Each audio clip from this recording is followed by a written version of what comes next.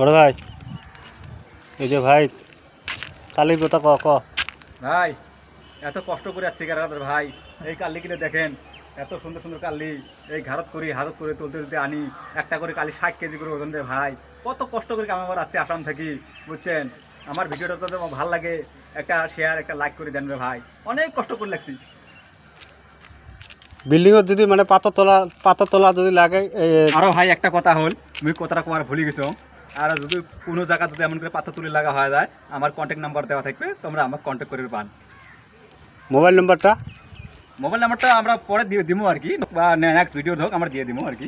এই যে এলে করে হয় কালিযুগে মানুষ, এই যে এটি আছে আরও। তারপর তো দেখাই পেয়েছেন এই যে পাথর কতগুলো তুলছি, তোমরা নিজে ভাব করো যে কতগুলো পাথর তুলছি আমরা। বিল্ডিং পুরো একদম পুরো ফাটিয়ে দিছি একদম। এই যে পুরো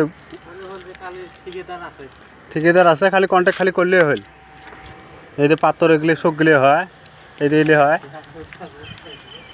এই যে এলে হয়, এই যে এগুলি হয়। তারপর এটি আছে,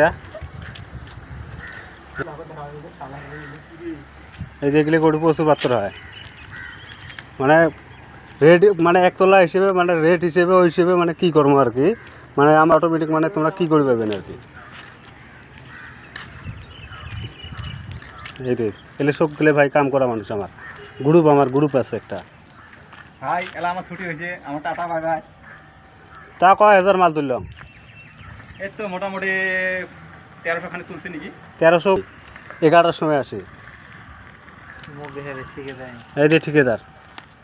হ্যাঁ